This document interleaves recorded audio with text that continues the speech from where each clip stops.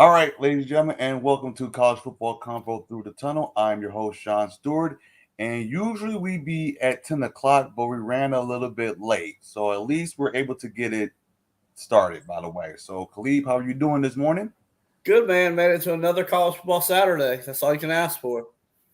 Exactly. Well, week one was kind of crazy. You know what I mean? Of course, you did had Georgia blowing out Oregon, and then, of course, Sunday's game that Man, FSU pull off against LSU. And if they overtimed it, that would have the points would have gone over. yeah, I think if that goes into overtime, LSU had the momentum. LSU just wins the game, anyways. And So I could imagine that the LSU fans were really angry after that block kick. I could imagine that. the only thing I take away is like everybody's Brian Kelly's not going to make it at LSU. Brian Kelly's not going to make it. Brian Kelly hit his ceiling at Notre Dame with their standards to get into Notre Dame. He Okay. wasn't going to be able to come down here and get the guys with a 2.5 or a 2.6 GPA that are your 4 and your 5 stars. And I don't understand why after one game, they were down 14 points when Jaden Daniels led them down in the fourth quarter. I saw fight in that team. Now, Keon Butte, is basically took everything off from LSU off his social medias. And from what I heard, is intended to transfer. Yes, I But heard that. there's always going to be turnover. Look at what Sark did at Texas last year.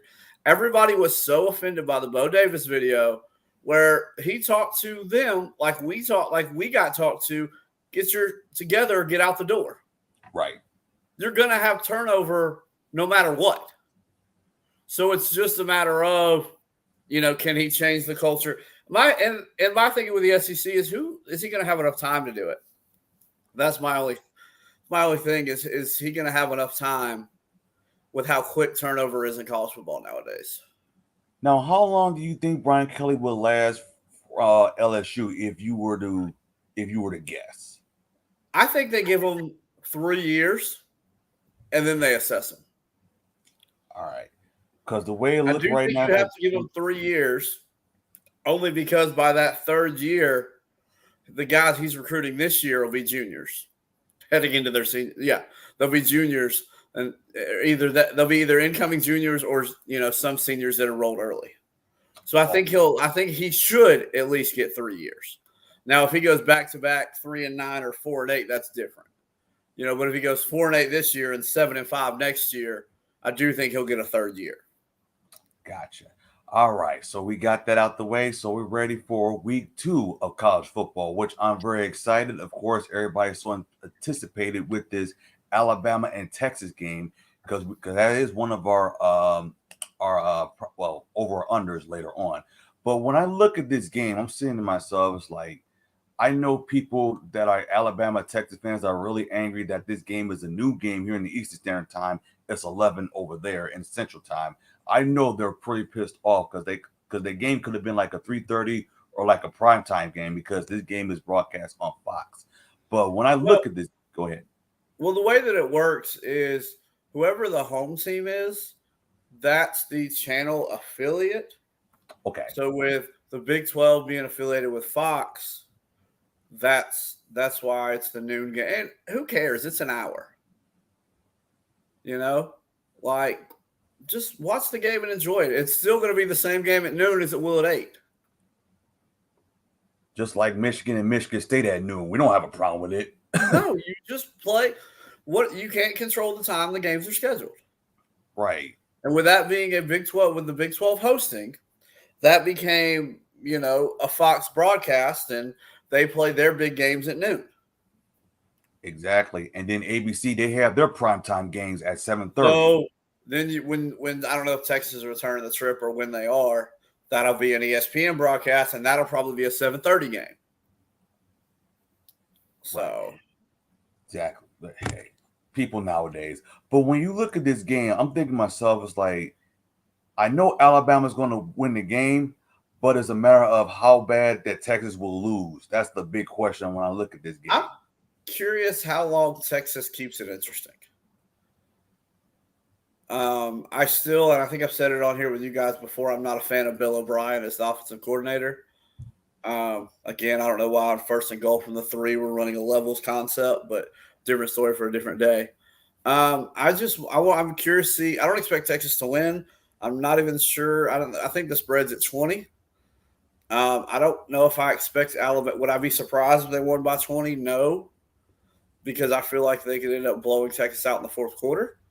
So I think they could get like a backdoor cover, type of situation in the fourth quarter. But I just want to see how close Texas keeps this. Sark had his problems at USC, which has been well documented.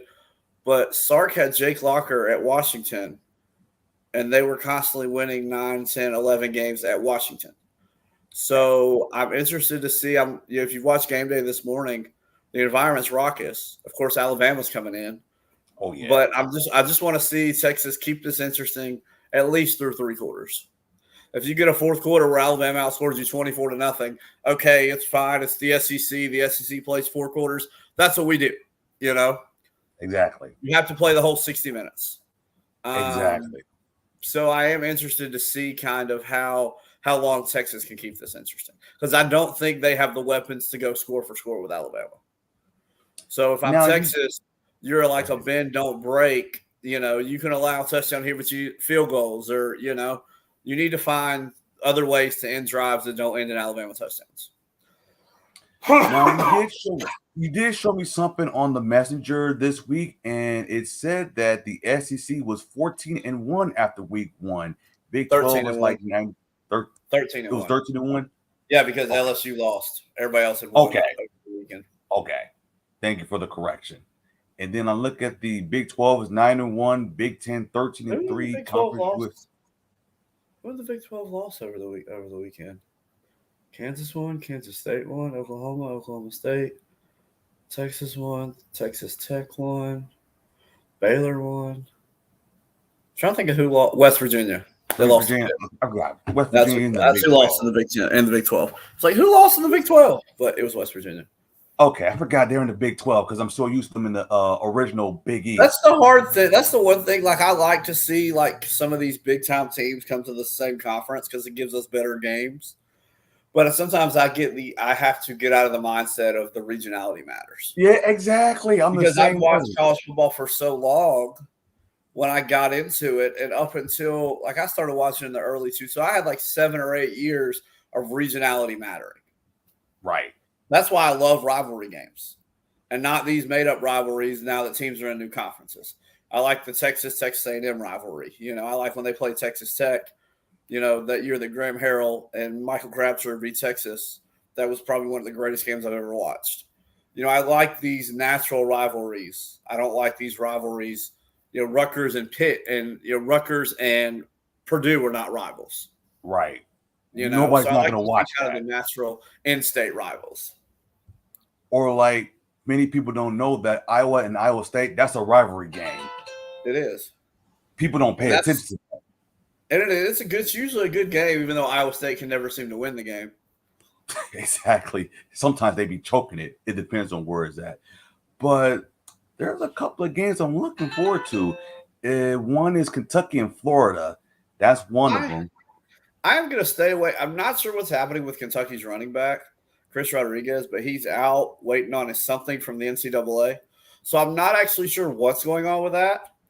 So I'm going to stay away from that game if I'm betting anything, because I'm not sure what you're going to get from Kentucky. Side note, the next game that Mark Stoops wins, he'll become the winningest coach in Kentucky history, passing Bear Bryant. Wow. Forgot about Bear Bryant. Bear Bryant at 61 wins, I believe it is, as Kentucky's head coach. I can look that up. It's either 60 or 61. I know. Okay, I can look that up.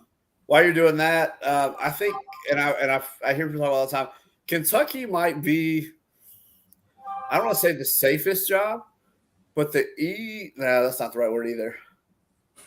Might be one of the better SEC jobs, because you get the SEC pay and you get reasonable, I want 8 or 9 wins every year.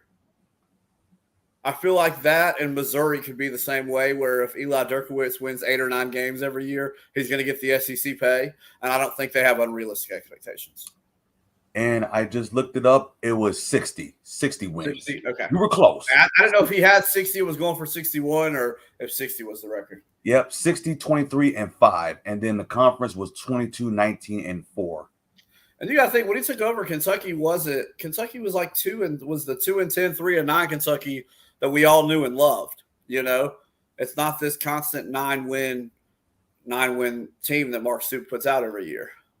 Right. And then there's another game.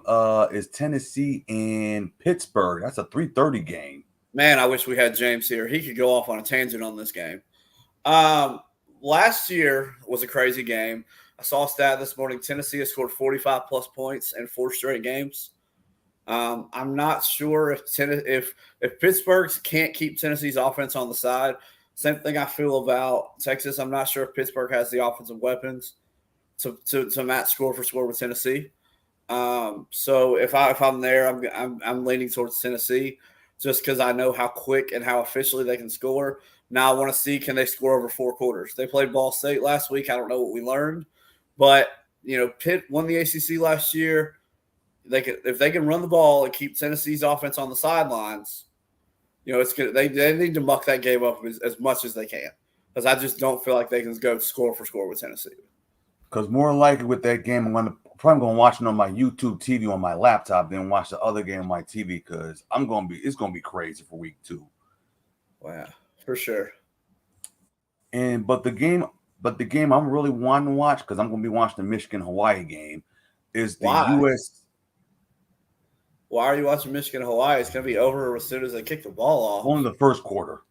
And that's it. When I tell you the game I'm going to watch, I'm going to be very disappointed you didn't mention it. Go ahead, continue with your point. You're going to watch USC. The game I'm really looking forward to is USC and Stanford. That's the game I'm really looking for. And I saw that USC was favored by 1, and that could be more likely to be an upset. Are you sure it's not 10? I thought it was 10. 1. Oh, it's 8.5. It's 8.5 now? Okay. It's 8.5 right now, if you can see. Okay. Okay. Yeah, I see it. Okay.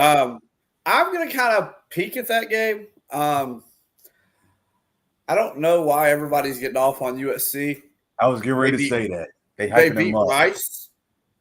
So let's not pretend that, that they went out and beat a top-ranked team. I was more impressed by Florida last week than I was USC.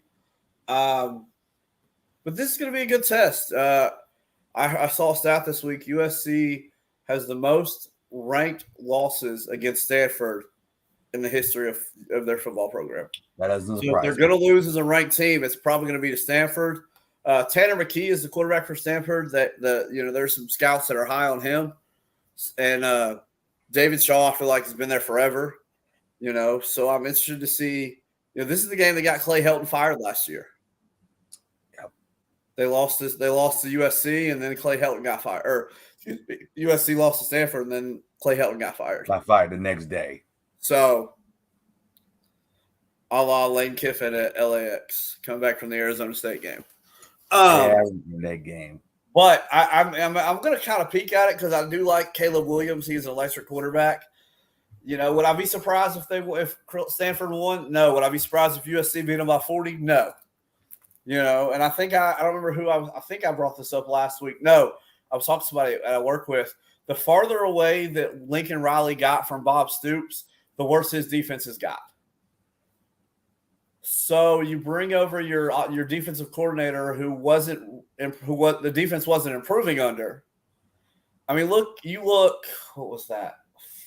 5 years ago, they jumped out to like a 21-point lead in that playoff game against Georgia. And they couldn't stop them. They couldn't stop Nick Chubb and Sony Michel. So I'm going to be interested to see how they decide to recruit the defense. Oh, stuff like that happens. Trust me.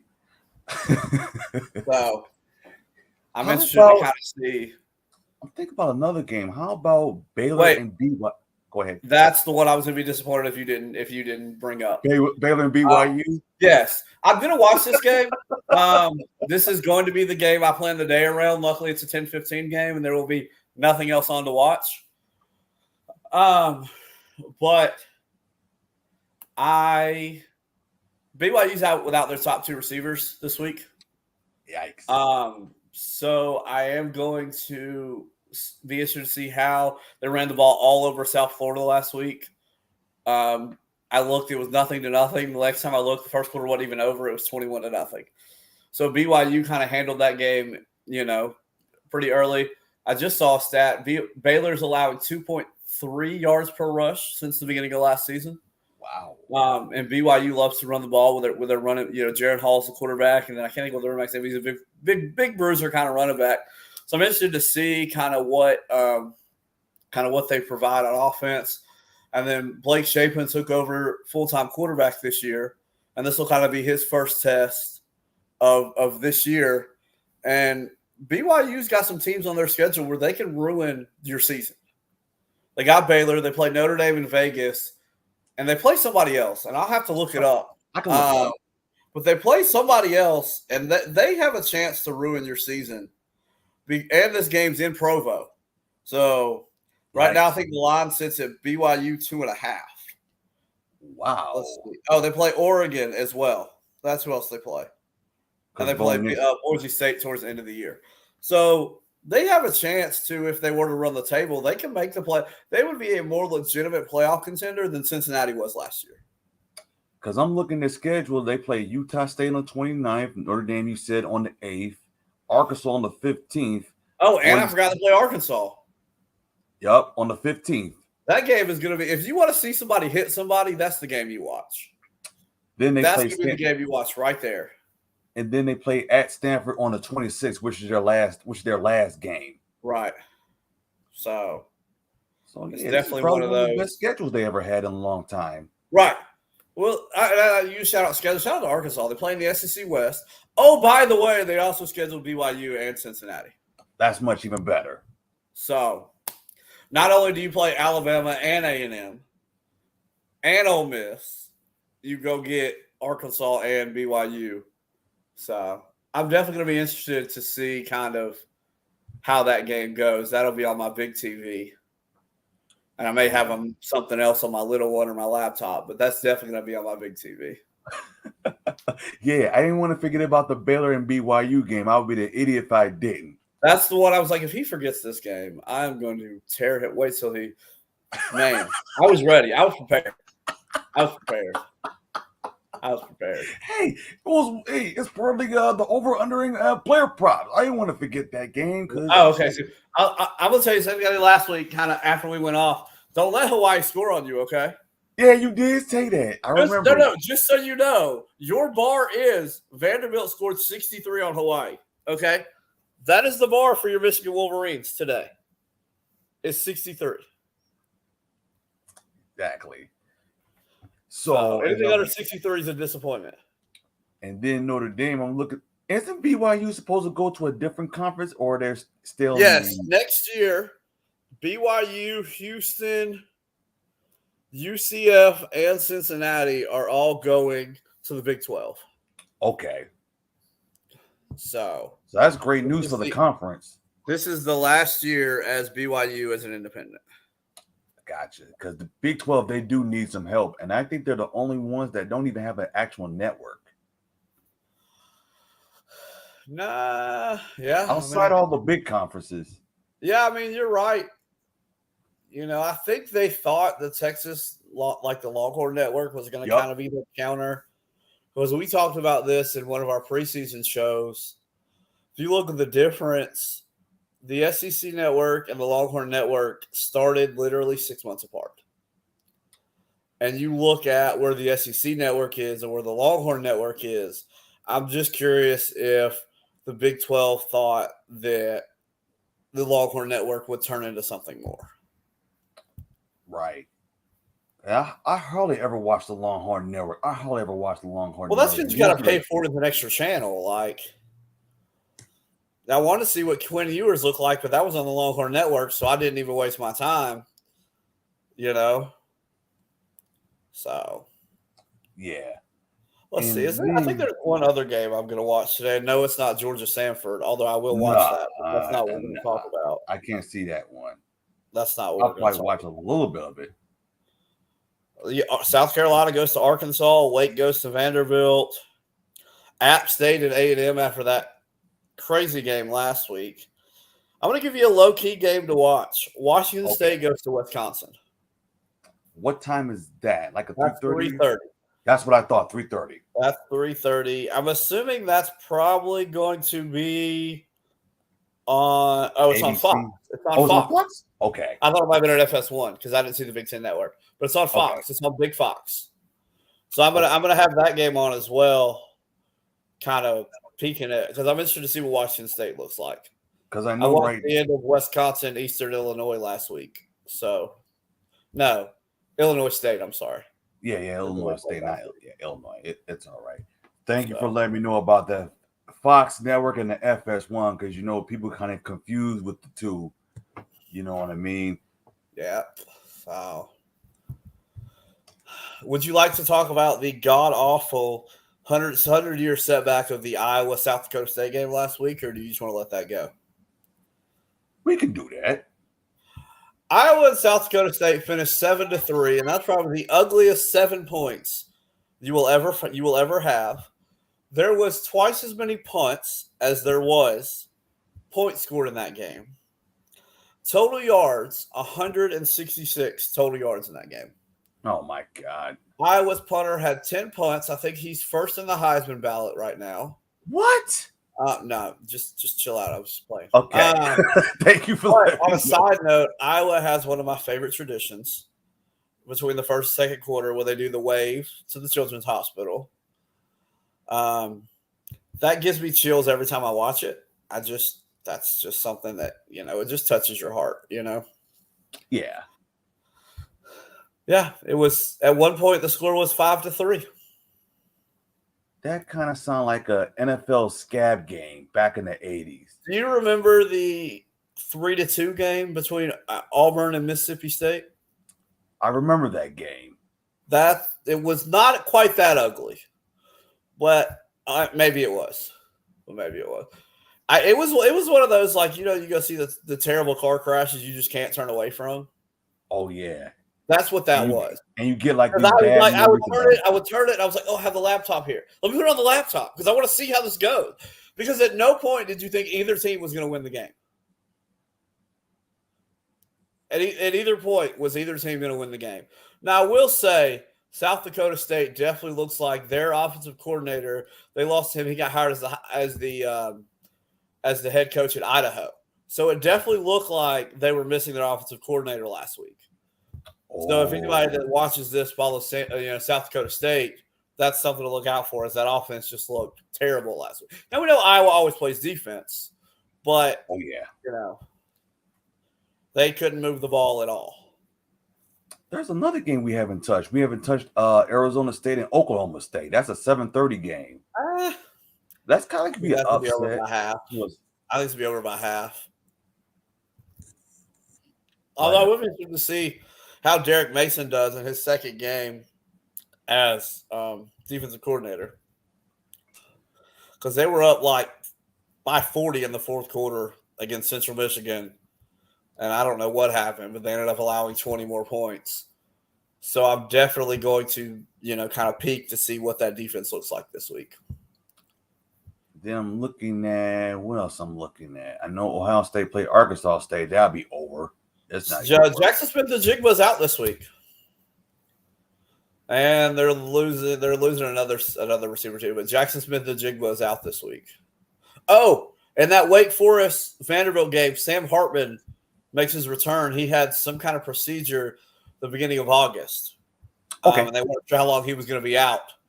But he's playing in that Vanderbilt Wake Forest game today, so that's his first start of the season after missing the opener last week. Now, I wonder if that game is on the ACC network because I do have the ACC network. That's going to be on the SEC network. Vanderbilt's home game. So that's because it's a home game, so it's on the SEC network. That makes sense. Because I didn't know if it was the ACC network or the SEC network was going to broadcast that game. So it's SEC network. Yeah, whoever's the home team, that team's conference gets the broadcasting rights. Okay. Just like how I was at home against Iowa State, it will be on the Big Ten Network, even though it's owned by Fox. And yes, and then if Iowa State was the home team, it'd probably be on ESPN or just FS1. like last year. Right. So it makes a lot more sense. So, and by the way, if you are watching this broadcast, if you have any questions about your team and stuff like that, please leave on the comment below.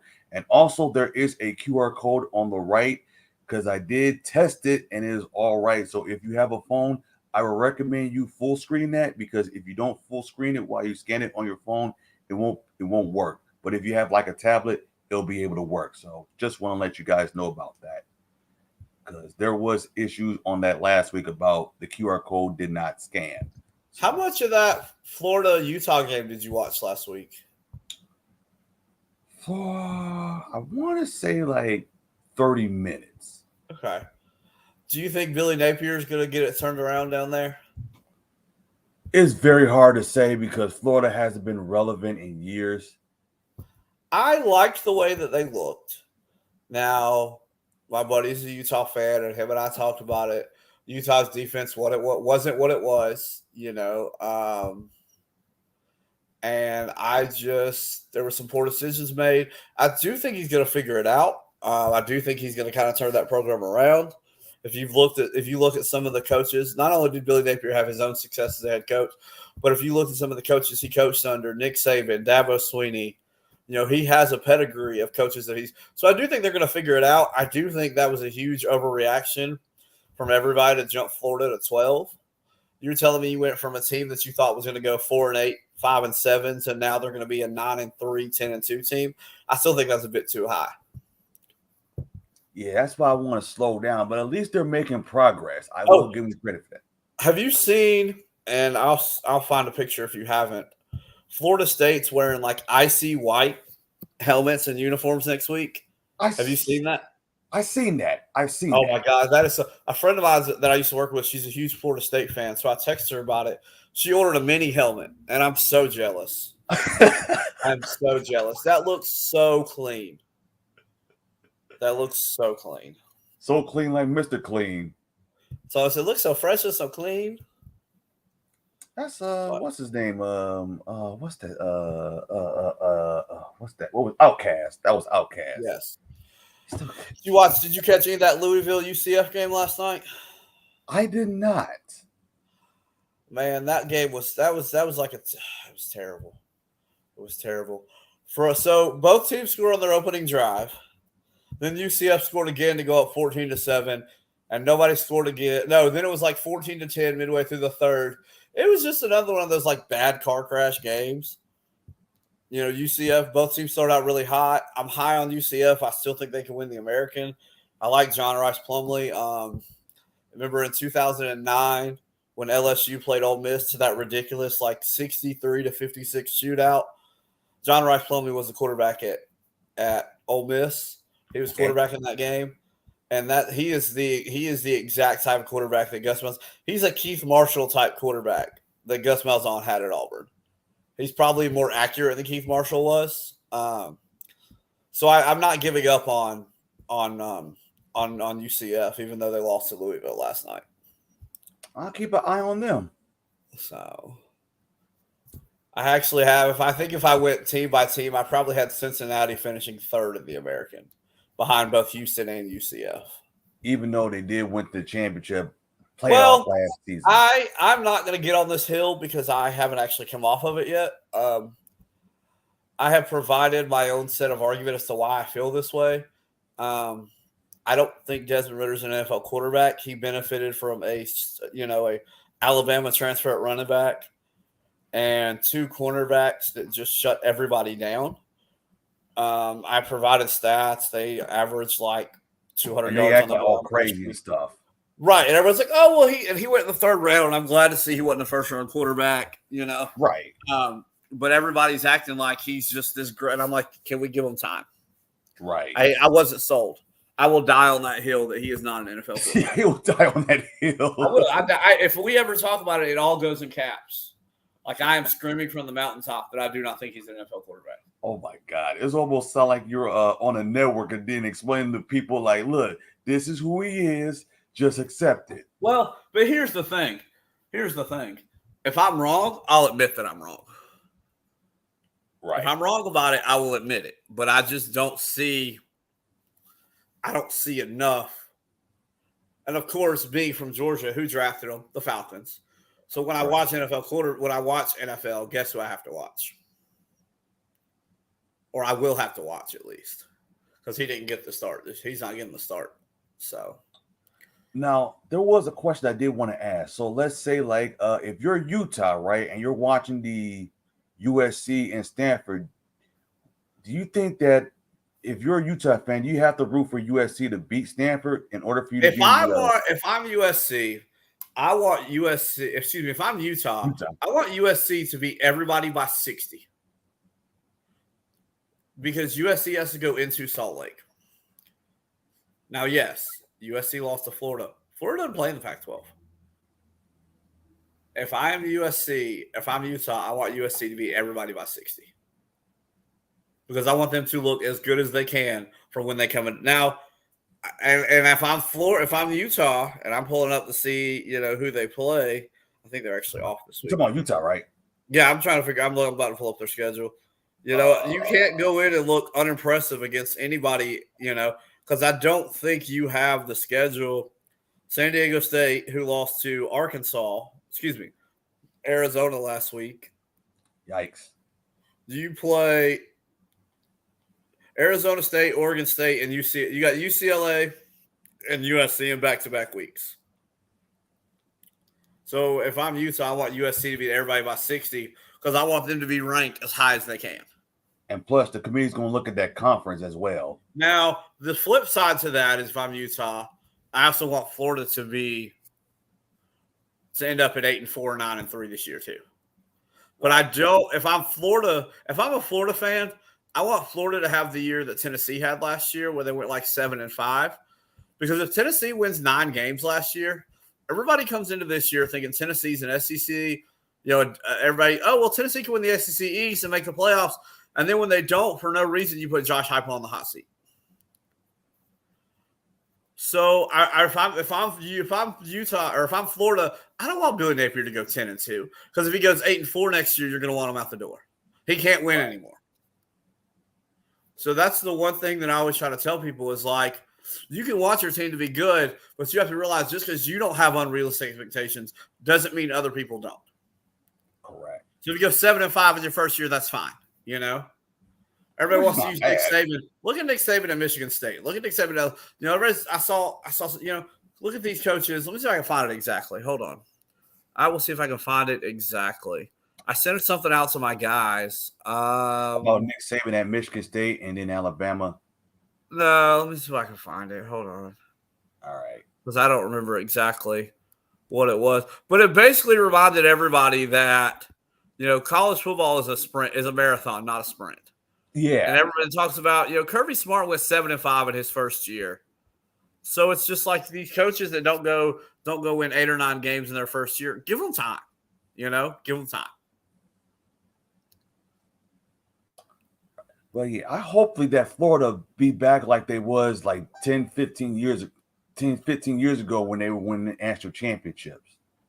And I think that's what everybody wants. But look at Georgia, 41 years between national titles. And that's like the Herschel Walker years. Exactly. And Georgia was the laughing stock for so long. Now the longest championship drought from a team that has won the championship was Tennessee in 96. But Nick Saban's once in a lifetime. You're not going to get Nick Saban every year. Right. So it's just one of those things, I forgot about Tennessee won in 96. I forgot about that team. 96 or 98?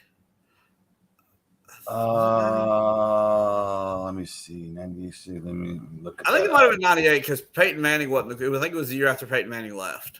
Yeah, because Peyton Manning was drafted by Indy. Steve Martin was the quarterback when they won the national title. Okay. Also, do you follow baseball? I do right now. Which former MLB player did Peyton Manning back up as a freshman at Tennessee? Do you know? No. Former Colorado Rockies first baseman Todd Helton. Todd Helton. I did not Anyways, know that. now you know. Thank you. Like they say, the more you know, the more you NBC know. us. So The more you know. I try to be an encyclopedia of knowledge over here, okay? All right. So are you ready to do the player props? Yes. Hey, let's get it on. Let's do the player props. So we're going to do the player props first, and then we're going to do the over and under. So Okay. So we do have and people will be able to see it, by the way. All right. So here's the first one. I have this as an over. So according to Super Draft, they believe that Bryce Young will have 324 and a half passing yards. I'm going to go under. He's still got some young receivers. If they can run the ball, we know Nick Saban's not afraid to, if you can't stop, if your ain't broke, don't fix it. I'm not sure how much he's going to need to. And they have a young receiving corps. I'm not saying he can't go over 300. I'm just not sure if, and he may not even need to throw 325 yards. So I'm going to go under. All right. Here's the next one.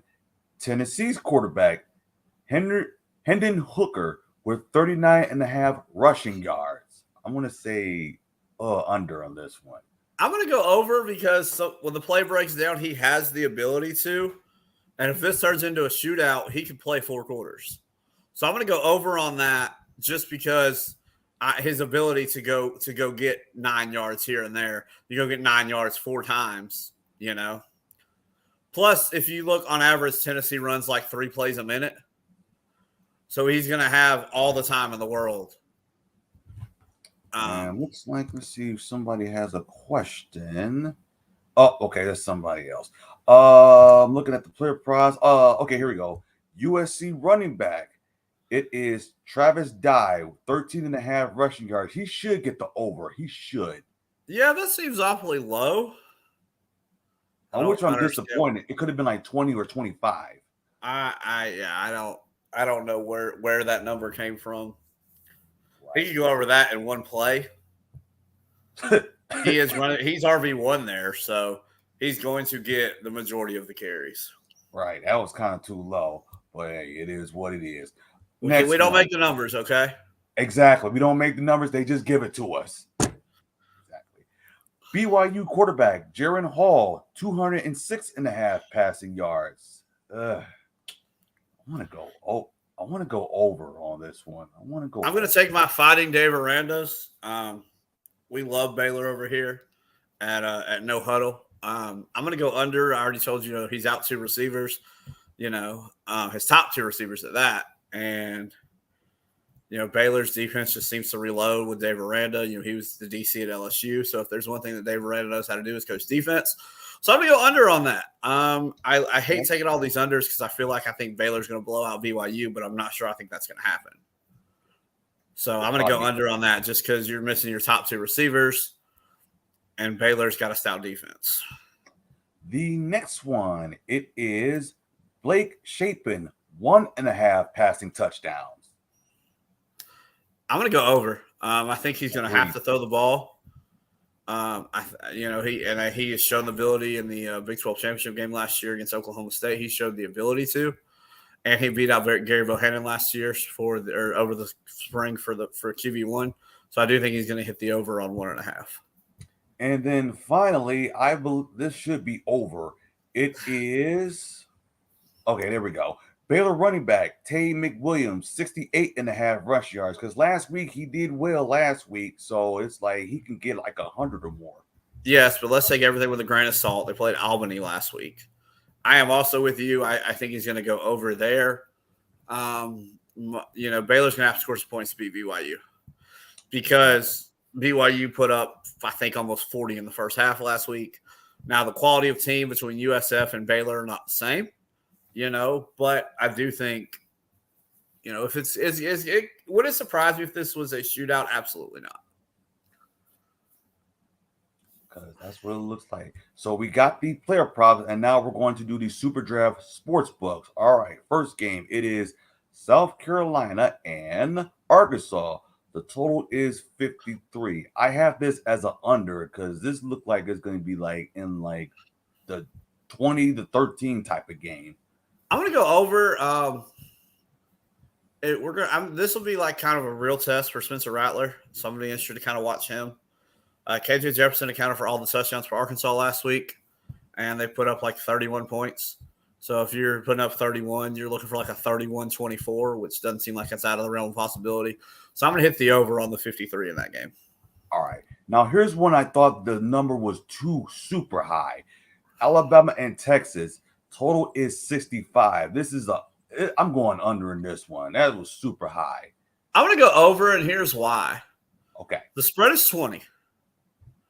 So if Alabama is going to cover the spread, it's 20. So we're going to knock that number down to 45. And then, we can find 20 points from Texas. I do think Texas can score. So this could be a 49-24, 49-21. I would not be surprised to see that. I'm going to go over. I do think, only because I feel like this is going to be a shootout early. And then I think I'm curious to see if Alabama can wear down Texas to just run the ball in the second half. Gotcha, right there. Because we've seen even when Alabama takes their foot off the gas, they still have athletes that can score.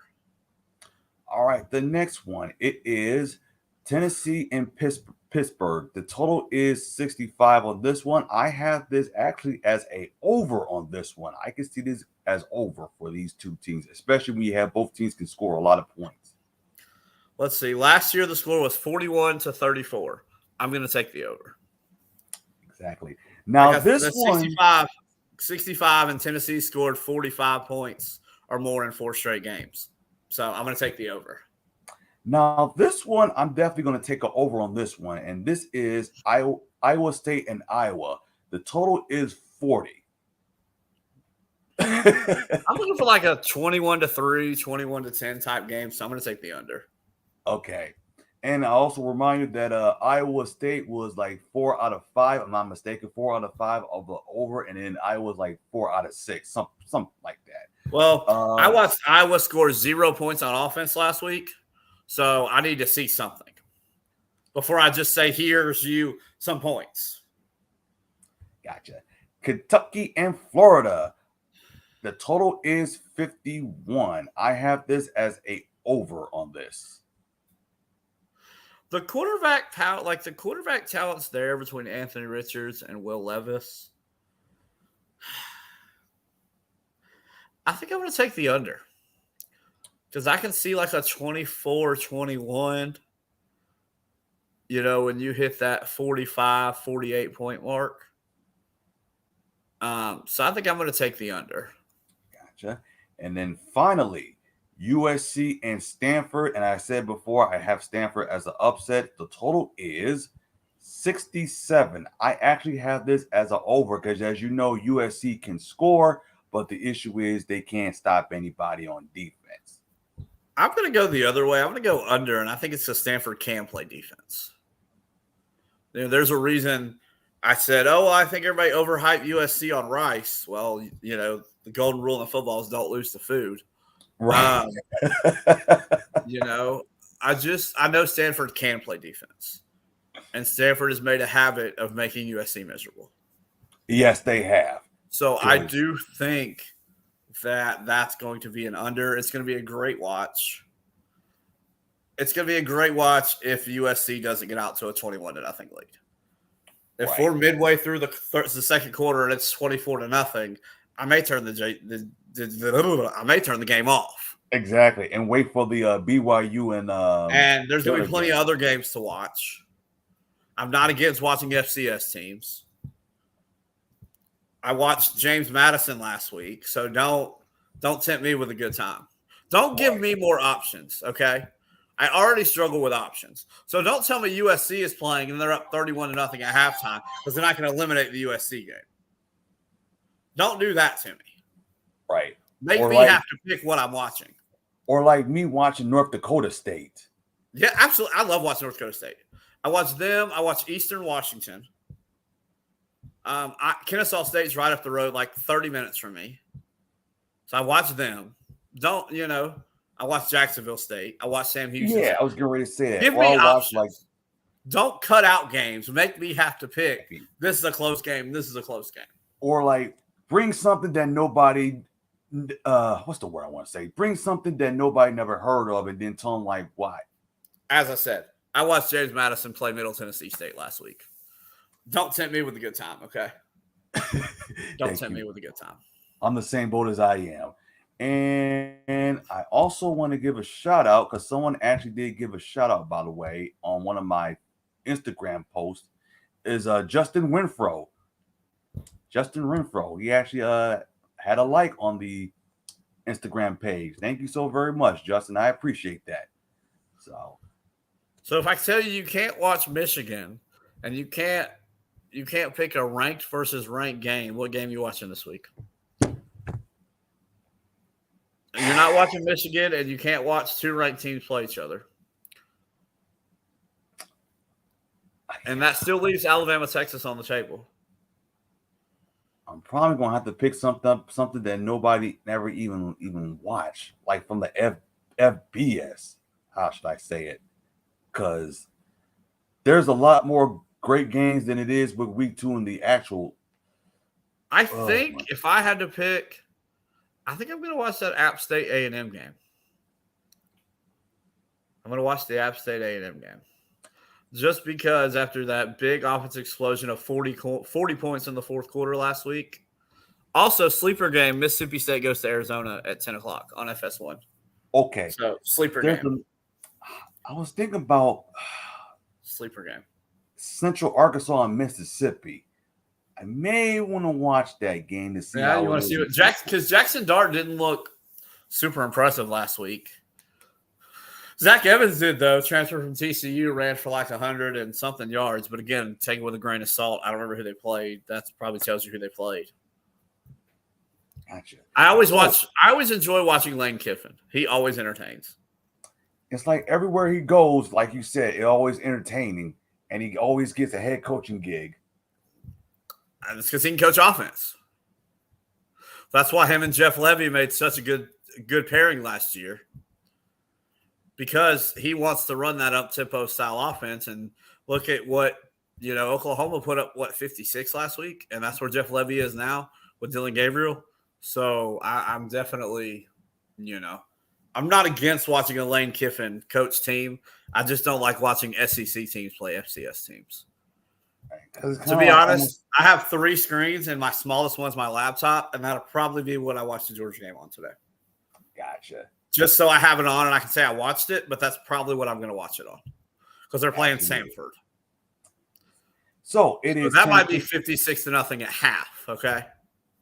Right. Let me go to another channel and watch something else. That's how I am. I want the options. I don't want to watch blowouts. Exactly. Same thing if I watch a Premier League soccer game. It's like, oh, okay, I'm not going to watch it.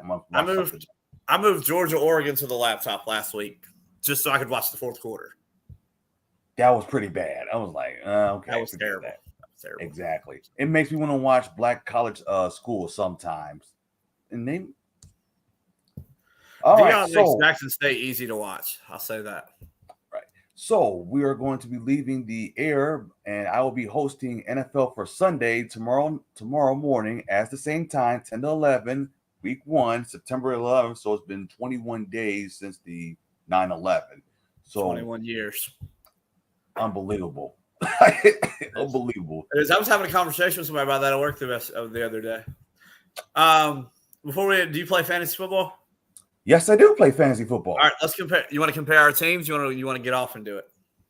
Matter of fact, let's do it right now. By the way, let me go my. All right. You want to go position by position and see who has the better? I've already made one trade. All caveats. Okay. I've already made one trade. I traded Chargers receiver Mike Williams for Lamar Jackson. But continue. Because I needed a quarterback because I had Matt Stafford and Kirk Cousins. So, of course. Well, Matt Stafford played terrible. So, well, I'm glad I didn't start him. Okay. Hey, that's great news. At least you got that. I didn't start him because Tyler Higbee got me more points than Matt Stafford would have. And someone actually had Cooper Kupp on their fantasy football team. One of my guys in my league had Josh Allen and Stephon Diggs on his team. So he's already got like 50 points. And someone she had the Bills defense, he's got 51 points. Yep. I'm like, it's loading up right now. That's fine. I'm like, I hate the NFL website sometimes. We're playing on ESPN. We're not playing on the NFL website. Oh, you're playing on ESPN. Okay. I do my. That's why we still compare teams. It's fine. It's fine. All right. My two quarterbacks. I have two quarterbacks. I let Kirk Cousins go. I have Stafford and Lamar Jackson. Those are my two quarterbacks. All right. So my two quarterbacks are Josh Allen and Russell Wilson. Okay. I have I have three running backs. I have Najee Harris, Nick Chubb, and A.J. Dillon. All right. So here's my running backs. So I have Joe Mixon, Josh Jacobs. I like that. And DeAndre Swift. I like that. He's sneaky and catch passes out of the backfield. He's kind of iffy. He was last year. He was kind of iffy. Look at his quarterbacks. 1, 2, 3, 4. I have 6 receivers total. The 3 on my bench are George Pickens, Sky Moore, and Amon-Ra St. Brown. And then I have Jamar Chase. I have Jamar Chase, AJ Brown, and Adam Thielen. Damn, that's great. So for my wide receivers, I got Devontae Adams, Tyreek Hill, Michael Pittman from the Colts. I love that pickup. I wanted to grab him, and somebody grabbed him right before I did. Since Matt Ryan is his quarterback, that's much going to make his I really wanted to grab him, and somebody got him right before I could get him. Tight ends. I have Tyler Higbee and Robert Tonyan from the Packers. I have George Kittle and T.J. Hawkinson. Nice little Lions flavor up there, huh? I got the 49ers defense. Same here. I got the 49ers defense, and I have the Broncos defense. How many people are in your league? There are. Because y'all just did y'all's draft, didn't you? Yeah. It's 6 I thought y'all did. How many? 6 people. It's 6 people. Okay. We had 10. I was able to get Nick Chubb in with my first pick. I didn't get Nick Chubb. I lied. I got Jamar Chase. Oh, no, I lied. We had 12 people in our league. I would have been happy if I had Chase. I would have been very happy. Had 10 people in our. No, we had 10 because I had 10 and 11. So I got Jamar Chase and Najee Harris on my first 2 picks. I would have loved to have Chase and Najee Harris at the same. Wow. Oh my goodness. Then for my kickers, I have Chris Boswell and Evan McPherson. I love McPherson because he can kick a deep ball. I was going to get him, and somebody got him. I got Younghoe Koo of the Falcons. My only Atlanta Falcon is Younghoe Koo. He's a good kicker as well. He can kick. That's why I got him, because I needed a kicker. Exactly. Because when it comes to kickers, I want a deep kicker. You know what I mean? I don't want just no kicker that just kick a 20-yard. I'm like, that's easy. Look, they all count, okay? I just want the ones that are going to be consistent. If you're going to kick 20 yards, at least make them, okay? Right. Just give me a chance. That's all I ask. Exactly. So don't give me negative points, okay? I already have enough players to do that for me. Right. So in a way, I won't be like, oh, my God, why did he miss that kick? That was an easy kick. Well, once again, thanks for having me this week. I enjoyed it. A little slider without James here. Yeah, it would have been nice if he was here. But, hey, Somebody's got to pay the bills, okay? Somebody's got to pay the bills. Same here, as always. So I will see you guys next week. Let me end the broadcast.